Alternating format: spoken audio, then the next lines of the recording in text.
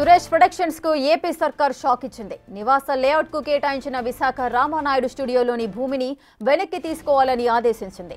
2010లో film studio కోసం అప్పటి సర్కార్ మధురవాడలో 34.44 ఎకరాలు కేటాయించింది. ఫిల్మ్ అవసరాల కోసమే వాడుకోవాలని కండిషన్ పెట్టింది. అయితే 2023లో ఆ నిబంధనలను ఉల్లంఘించింది. స్టూడియోలోని 15.17 ఎకరాల భూమిని నివాస లేఅవుట్ కు అనుమతి తీసుకుంది. స్టూడియో కాకుండా కమర్షియల్ అవసరాలకు వినియోగించడంపై పలువురు ప్రభుత్వానికి ఫిర్యాదు చేశారు. దీంతో రెవెన్యూ శాఖ ప్రత్యేక కార్యదర్శి విచారణ జరిపించారు. నిబంధనలు ఉల్లంఘించినట్టుగా గుర్తించారు. దాంతో సురేష్ ప్రొడక్షన్స్ కు షోకాజ్ నోటీసులు జారీ చేయాలని కలెక్టర్ను ఆదేశించారు. పూర్తి డీటెయిల్స్ మా ప్రతినిధి శివ అందిస్తారు. శివ, సురేష్ ప్రొడక్షన్స్ కి సంబంధించిన భూమిని వెనక్కి తీసుకోవడానికైతే సర్కార్ సిద్ధపడింది. దీనికి గల కారణాలేంటి? పూర్తి వివరాలు చెప్పండి.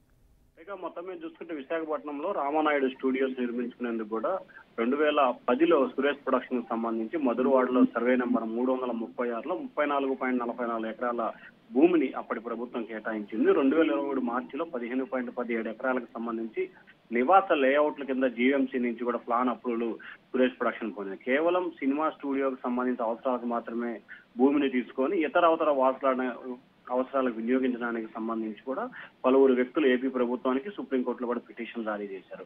అయితే సుప్రీంకోర్టులో ఇచ్చిన డైరెక్షన్ ప్రకారం అలాగే విచారణ చేయాలని చెప్పి ఏపీ ప్రభుత్వం ఆదేశాలు జారీ చేసింది. దీనికి సంబంధించి కూడా రెవెన్యూ ప్రత్యేక ప్రధాన కార్యదర్శి సిసోడియా దీనికి సంబంధించిన పూర్తి స్థాయిలో ఇప్పటికే ప్రాథమిక విచారణ చేసినట్టు తెలుస్తుంది. నిబంధనలు ఉల్లంఘించిన 15.17 ఎకరాలని స్వాధీనం చేసుకోవాలని చెప్పి ప్రభుత్వం నిర్ణయం తీసుకుంది. మిగిలిన భూమిపైన కూడా కఠినమైన నియంత్రణ ఉంటుందని చెప్పి ఆ ఉత్తర్వులో పేర్కొన్నారు. సురేష్ ప్రొడక్షన్స్ కి షోకాజ్ నోటీస్ జారీ చేయాలని చెప్పి విశాఖపట్నం కలెక్టర్ కి ఏపీ ప్రభుత్వం ఆదేశాలు జారీ చేసింది. విఎంఆర్డీఏ, జీవీఎంసీ కమిషనర్లు భూస్వామ్య మార్పుకు అంగీకారం కుదరదని చెప్పి కూడా దాంట్లో స్పష్టమైన ప్రకటన చేశారు. జిల్లా కలెక్టర్ తగిన చర్యలు తీసుకొని ప్రభుత్వానికి నివేదిక ఇవ్వాలని చెప్పి కూడా రెవెన్యూ ప్రత్యేక ప్రధాన కార్యదర్శి సిసోడియా తన ఉత్తర్వులో పేర్కొన్నారు. రేఖ శివ, అయితే మొత్తంగా 15.17 ఎకరాల భూమిని వెనక్కి తీసుకోవడానికైతే గవర్నమెంట్ సిద్ధపడింది. దీనికి సంబంధించి సురేష్ ప్రొడక్షన్స్ కి సంబంధించిన యజమానులు ఎవరైనా స్పందించారా? వారికి హ్యాండ్ ఓవర్ చేసే పరిస్థితి ఉందా?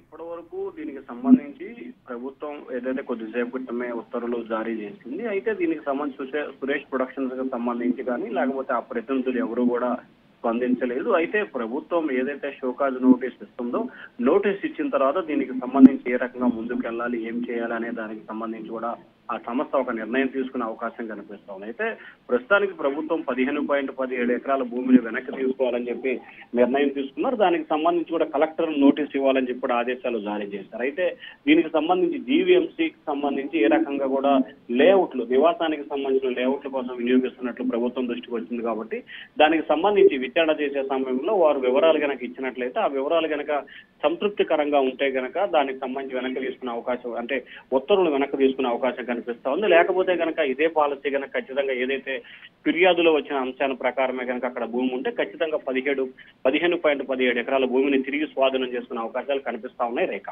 Right, thank you Shiva. Thanks for the details.